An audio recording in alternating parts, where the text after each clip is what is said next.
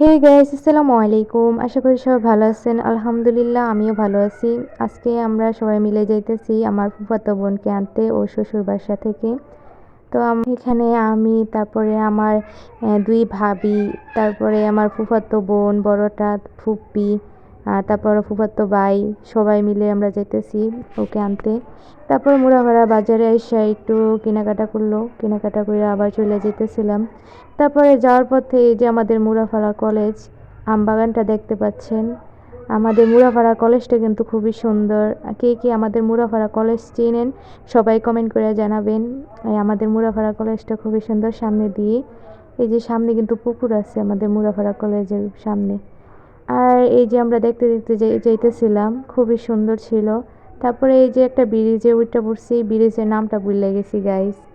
এই একটা সমস্যা, অনেক আগে গেছিলাম ওদের বাসায়, তো আজকে অনেক বছর পরে যাইতেছি। আর দেখছেন গাইস কি সুন্দর নদী, আর এই নদীর নাম কিন্তু শীতলক্ষ্যা নদী। আর আমি আমার বাতিজিকে দেখাইতেছিলাম, দেখো কি সুন্দর সুন্দর জাহাজ। গাইস আজকের আকাশটা কিন্তু খুবই সুন্দর ছিল। আর এত বাতাস ছিল, খুবই ভালো লাগতেছিল। রৌদ্রও ছিল, বাতাসও ছিল। আর ওদের বাসার ওদিক দিয়ে সব শুধু যে চারদিকে শুধু বালু আর বালু, মানে সব কিছু বালু দিয়ে বইরা নিয়ে যেতেছিল গা। তারপরে এই যে আমাদের ছোট ভাবি, ওকে একটু দেখাইলাম আর কি।